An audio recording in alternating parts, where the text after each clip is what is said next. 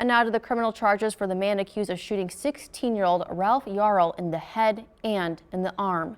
84-year-old Andrew Lester is charged with felony assault. ABC's Alex Perez has the details. Overnight, the white man Kansas City police say twice shot black 16-year-old Ralph Yarl after the teen mistakenly knocked on his front door, identified and charged. The defendant, Andrew D. Lester, is charged with a Class A felony of assault in the first degree. Count 2. The defendant is charged with armed criminal action. An arrest warrant issued, but the 84-year-old not yet in custody. As the prosecutor of Clay County, I can tell you there was a racial component. The charges coming after a weekend of protest in Kansas City. A terrifying ordeal unfolding just before 10 p.m. Thursday night.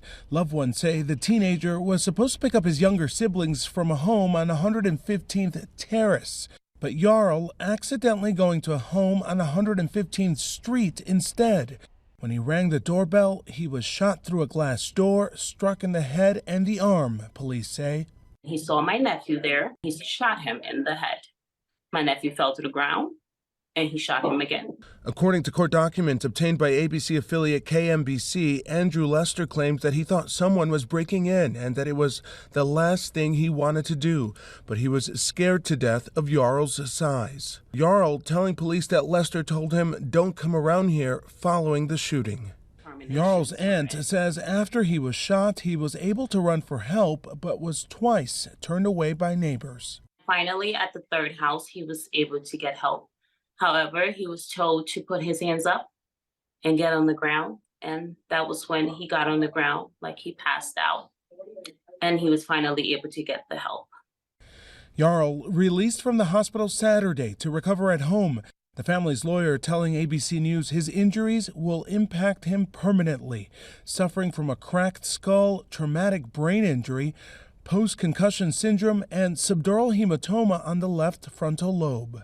His prognosis long-term is guarded based on the significance of this kind of traumatic brain injury. However, how well he is doing is in fact miraculous, and we are excited about the progress that he has made. This morning, the high school junior who loves classical music and jazz and wants to study chemical engineering is waking up at home and in the care of doctors. His family says criminal charges were the first step. They now want to see a conviction and focus on Ralph's recovery. We're just taking it day by day.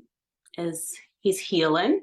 It's a slow process, but he's healing and he's alive. And President Biden called Yarl's family to wish him a swift recovery. If convicted, the homeowner could face up to life in prison. Alex Perez, ABC News, Kansas City.